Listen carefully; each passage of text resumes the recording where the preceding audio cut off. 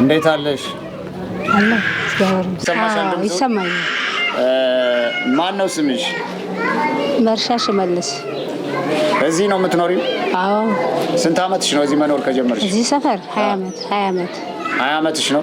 አዎ። ይሄ ቤተክርስቲያን ከመመስረቱ በፊት ነው ማለት ነው? በፊት ነው። እኔ በመጣው በአመቴ ነው ይሄ የተጀመረው። አንቺ በመጣሽ በአመትሽ ነው? አዎ የተጀመረው። አሁን ምንድነው የሚያምሽን ነገር ታውቂዋለሽ? እኔ ምን እንደሆነ ምን አውቃለሁ። ሆዴን ነው ራሴን ያመኛል፣ እግሬ ሁላ ድንዝዝዝ ነው የሚለኝ። የት ጸበል ተጠምቀሻል? ኪዳነ ምሕረት ባታ። የት ነው ኪዳነ ምሕረት ባታ? እዚህ ነው ባታ? አዎ። እዛ አካባቢ ነኝ፣ ባታ አካባቢ ነኝ። አንቺ ባታ አካባቢ ነሽ? አዎ። እና ምንም ለውጥ የለም? ይህን ሰሞን ትንሽ እዚህ ቅባ ቅዱስ ስታረጉልኝ ትንሽ ተሻለኝ። ይች 15 ቀን ማለት ነው። አሁን ቀልብሽ ተመልሷል? ደህና ነሽ? አይምሮሽ ተመልሷል? ወሰድ በለስ ያረገኛል። ለሳምንት ደራቶ ለሳምንት ደግሞ ይመለስብኛል። ምን እንደሆነ አይታወቅም። አይናገርም። በቃ አይናገርም። አሁን ተገባው ነው እንደው ትንሽ ፍንጭ ያሳየ ማስጮህ ምናምን። በፊትማ ዝም ብሎ በደፈናው እያመመኝ ስንት ሐኪም ቤት ወይ ካቴት ድረስ ራሱ ሄጃለሁ። ታክመሻል? አዎ። እና ምንም አሁን ንስሐ ስትገቢ ነው ለውጥ ያየሽው? አዎ ትንሽ ምልክት። አዎ ንስሐ ስትገቢ። እና ማን ነው የሚረዳሽ አሁን? ማንም እግዚአብሔር ብቻ ነው። ስራ አለሽ? የለኝም። ስራ ራሱ ድሮ ነበር ቀን ስራ ድንጋይ እየተሸከምኩ፣ አሁን ሲያመኝ ተውኩኝ። ውሃም ቀዳ ነበር፣ አሁን ሲያመኝ ተውኩኝ። ውሃ ምቀጁ ለማን ነው? ለሰው ነው። ለተቸገሩት ነው? ያው ብር ስለሚከፍሉ መቅዳት። በገንዘብ ነው የምትቀጁ? አዎ ነበረ። አንድ ጀሪካን ስንት ነው የሚከፍሉሽ? ያው በወር 100 ብር ነበር ድሮ፣ በረካሹ ጊዜ ነው 100 ብር። በወር 100 ብር እየተከፈለሽ ውሃ ትሸከም? አንድ ጀሪካን። አዎ በቀን አንድ ጀሪካን? አዎ በቀን ቀድቼ ማለት ነው። ከዛ ውጭ ሌላ ስራ የለም? የለም። አሁን ምንድነው እየበላሽ ያለሽው? ማን ነው እየረዳሽ ያለው? ያው ዝም ብዬ ተራርጬ፣ ልጆችም ትንሽ ያው ለሰው ውሃ ቀርተው አሉ፣ ትንንሽ ወይ መንታዎች ማለት ነው። እሺ። እነሱም ገና እየተማሩ ነው፣ 7ኛ ክፍል ናቸው። እና እነሱም ያው አንዳንዴ ውሃ ምናምን ይቀዱና ይሰጡኛል። አሁንም ውሃ ተሸክመው ነው ሽጠው ራሳቸውን ጉልበታቸውን ሽጠው ላንቺን የሚረዱሽ? አዎ። ስንት ናቸው ልጆችሽ? 2 መንታዎች አሉ። አንድ ትልቅ ዩኒቨርሲቲ የገባው፣ 3 በቃ ሌላ የለኝም። ባለቤትሽ አሉ? የለም። ምን ነው? ብቻዬን ያሳደግኳቸው። ብቻሽን ያሳደግሻቸው? አዎ። ዩኒቨርሲቲ የሚማረው በመንግስት ነው በገዛ ገንዘብ ተከፍሎ? ምንም ብር የለም የሚከፍል፣ መንግስት ነው የሚያስተምረው። አሁን አንቺን የሚያግዝሽ የለም? አዎ። የምትሰሪውም ስራ የለም? የለም። ከእጅ ወዳፍ ነው በልጆችሽ እርዳታ? አዎ እነሱም ትምህርት በሌለ ቀን ነው እንጂ እኮ ትምህርት ይማራሉ። ስለዚህ አሁን በጣም ተቸግረሻል? አዎ የምተኛበት ራሱ ፍራሽ አንድ ጎረቤት ያለ ባንቴ የሚባል ወፍጮ ቤት አለው። የእሱ ሚስት ሰታይ ነው ፍራሹ ራሱ የምተኛበት። ካርቶን ምናምን አንጥፌ ነበር የምተኛው። የምተኝበትም የለም? የለም። የምትለብሺውም የለም? ይሄ ራሱ ሰው እየሰጠኝ ነው። እኔ አንድ ነገር እንደዚህ የገዛሁት ነገር የለም። አሁን በችግር ላይ ነው ያለሽው? አዎ። ተመልከቱ እንግዲህ የተዋህዶ ልጆች፣ ምንድነው እኛ ክርስቲያኖች ስንባል በፍጹም አንረዳዳም፣ አንተጋገዝም። ለምን እንደሆነ አላውቅም።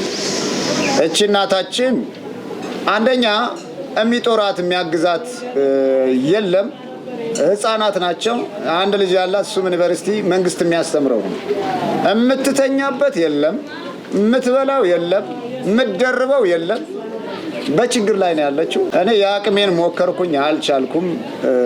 አሁን ነው ነገሩን ወደ እናንተ ያመጣሁት። የማይሆን ነገር ሲሆን እኔ የምረዳት እርዳታ፣ እኔ የማግዛት እገዛ የሚጠቅማት ስለማይሆን ሊጠቅማት ስለማይችል መሰረታዊ የሆነ እርዳታ ራሷን የምታሻሽልበት ይሆን እንደው ሱቅ እንኳን ከፍታ አንዱን ከአንዱ ሽጣ ለውጣ የምታተርፍበት ወይም ደግሞ የሆነ ነገር ከፍታ ራሷን የምታስተዳድርበት ቢኖር ነው። 5000 ብር ቢሰጣት 2000 ብር ቢሰጣት አይጠቅማትም፣ ከእጅ ወዳፍ ነው የሚሆነው ማለት ነው።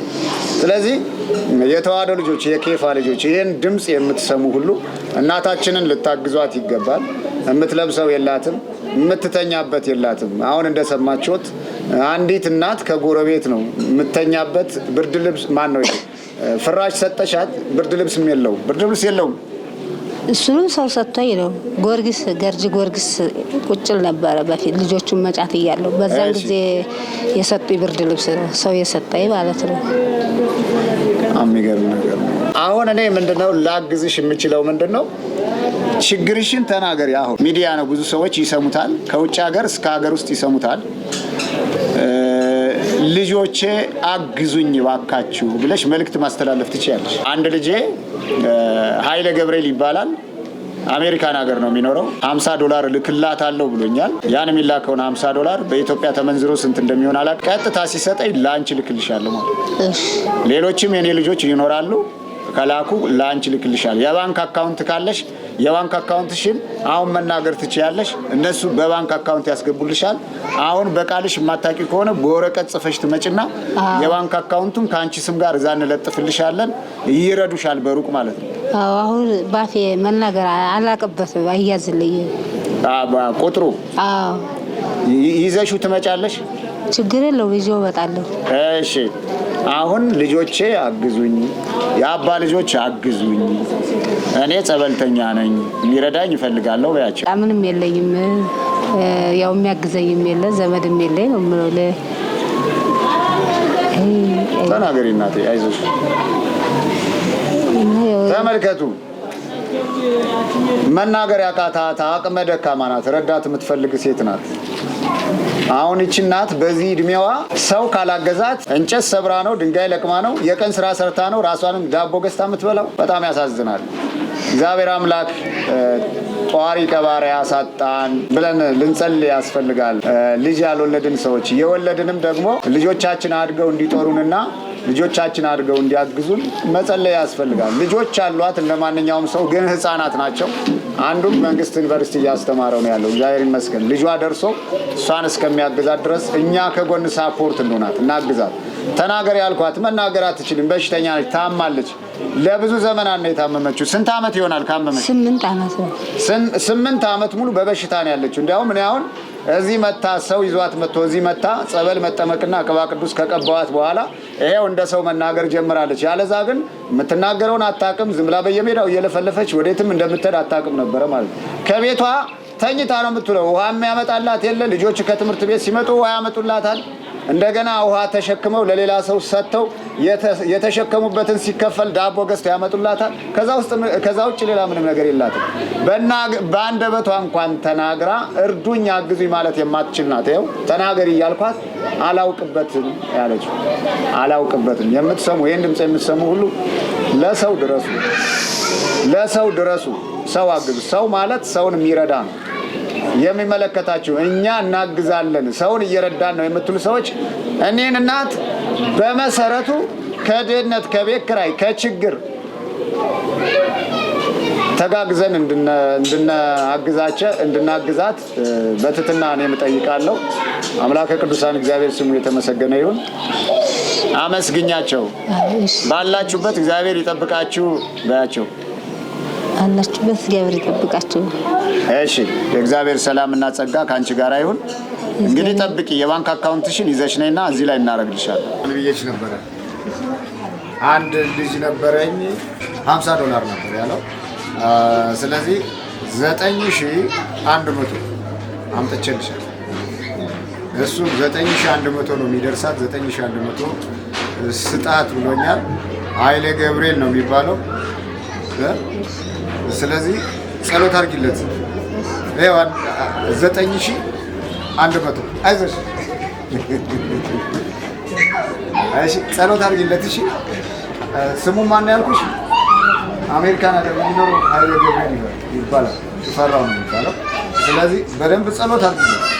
እሺ፣ የባንክ ቁጥሩን አምጥተሻል?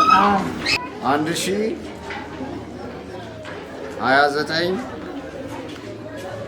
25 07 67 8 ነው።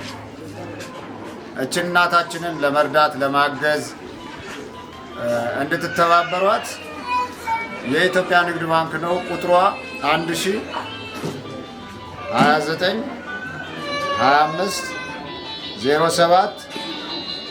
1029250768 መርሻ የምትባየው መርሻ ሽመልስ የባንክ አካውንቷ ነው ይሄ። የምትተኛበት ምኝታ የላትም። ልጆቿን የምትመግብበት ራሷን የምታስተዳድርበት የላትም። ከአሜሪካን ሀገር አንድ ልጄ 9100 ብር ልኮላት ሰጥቻታለሁ። አሁንም እንደዚሁ ሌሎች ልጆቼ ያግዟታል ማለት ነው። እስከዛ ግን ለልጄ ጸሎት አድርግለት። ኃይለ ገብርኤል ይባላል። እሺ እግዚአብሔር ይባርክ። እግዚአብሔር ሰላም ካንቺ።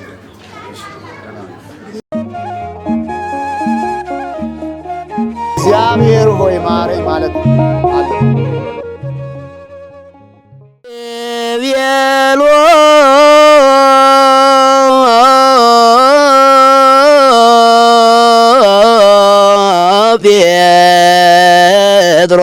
ጴጥሮስ